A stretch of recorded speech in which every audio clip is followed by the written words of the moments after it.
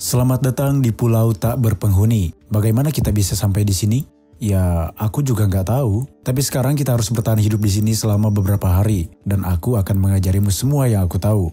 Untungnya, kemanapun aku pergi, aku selalu bersiap menghadapi situasi seperti ini. Jadi di ransel ajaibku ini, aku punya semua yang kita butuhkan untuk bertahan hidup.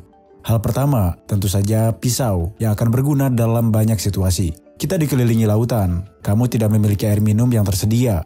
Ups, kayaknya aku gak masukin air ke dalam ransel deh. Tapi jangan panik, sumber air yang paling dapat diandalkan di sini adalah kelapa. Jadi kita perlu mengambil beberapa dari itu.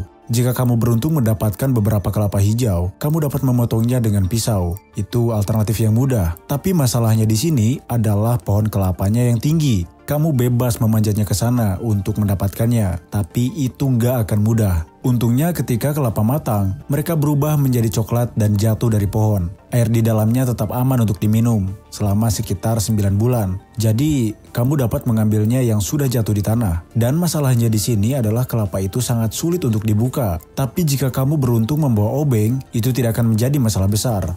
Selain itu, batu sederhana dapat memecahkan kelapa untukmu. Tapi jangan lupa untuk membungkusnya dengan handuk atau bahkan kaos terlebih dahulu. Ingat bahwa kamu tidak dapat minum kelapa sebanyak yang kamu inginkan. Jangan minum lebih dari 5 kelapa coklat sehari, kecuali kalau kamu ingin sakit perut. Ngomong-ngomong, hal yang sama berlaku untuk kelapa hijau. Setelah kamu minum kelapa coklat, jangan buru-buru membuangnya. Kamu dapat mengikis bagian putihnya dan memakannya. Ini beneran, karena bagian ini benar-benar dapat dimakan. Dan aku akui juga kalau aku gak bawa mangkuk di sini. Tapi disinilah kelapa berguna. Kelapa dapat diubah menjadi seperti itu. Setelah kamu memotongnya, kamu sekarang memiliki potongan berbentuk mangkuk. Mulailah dengan membuang semua bagian putih dari dalam, hingga hanya tersisa tempurung. Ini akan menjadi mangkuk daruratmu, tetapi kita akan membuatnya sedikit lebih cantik. Kikis bulunya menggunakan pisau, kemudian dapat menggosoknya dengan pasir, membuatnya lebih halus. Hal terakhir yang harus kamu lakukan adalah memolisnya dengan daging kelapa itu sendiri. Minyak di dalamnya akan membuat mangkukmu berkilau dan cantik. Oke, keterampilan yang paling penting adalah membuat api. Tentu saja, aku memang menaruh beberapa korek api dan kotak korek api di dalam tas untuk memudahkan ini. Tapi kamu tidak bisa menjadi penyintas yang berkualitas jika kamu tidak tahu cara menyalakan api tanpa keduanya. Kamu perlu menemukan sepotong kayu melengkung dan mengikat tali busur seperti ini, sehingga tampak seperti busur. Jika kamu tidak memiliki tali nilon, tali sepatu juga bisa digunakan. Jadi, kapanpun kamu pergi, kenakan sepatu bertali. Selanjutnya, cari sepotong kayu keras yang kering. Itu akan menjadi porosmu. Kamu perlu melilitkan tali busur di sekelilingnya sehingga kamu dapat menciptakan gesekan. Poros dapat dipasang ke papan dengan takik yang dapat menahannya. Kamu juga memerlukan sepotong kayu lain yang biasanya disebut handblock. Kayu itu harus memiliki lesung pipit yang diukir di dalamnya, yang memudahkan kamu menciptakan gesekan. Jadi begini caranya. Papan menahan poros, dan kamu memutar tali busur di sekelilingnya seperti ini. Di atasnya, kamu memegang poros dengan handblock. Kemudian kamu mulai menggerakkan busur.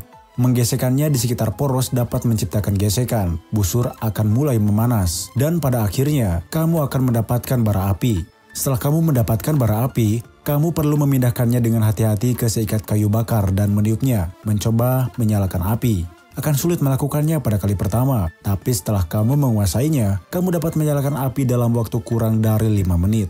Sekarang setelah kita punya api, kita butuh makanan. Pilihan yang tepat adalah pergi memancing. Jadi di ransel ajaibku, aku punya perlengkapan memancing. Itu hanya kotak kecil dengan beberapa kail dan tali, tapi itu akan sangat berguna. Sisanya hanya latihan dan keterampilan. Kamu perlu memasaknya, dan itu bagian yang mudah. Sekarang setelah kamu punya ikan dan api, bungkus ikanmu dengan daun kelapa, ikat dengan kulit kayu, dan taruh di atas bara api. Tunggu sekitar 20 menit, tapi sebelum dimakan pastikan ikannya matang sempurna. Cara mengetahuinya, tusuk ikan dengan garpu atau tusuk gigi dan putar dengan lembut di titik yang paling tebal. Jika ikan sudah matang, dia akan mudah terkelupas. Selamat makan! Semuanya berubah saat matahari terbenam. Kamu harus bersiap untuk malam hari. Jadi, pada siang hari kamu harus membuat tempat berteduh dari ranting dan daun pohon kelapa. Potongan kulit kayu dapat digunakan sebagai tali, tetapi ada baiknya juga untuk berjalan di sepanjang pantai dan melihat apa yang tersapu air.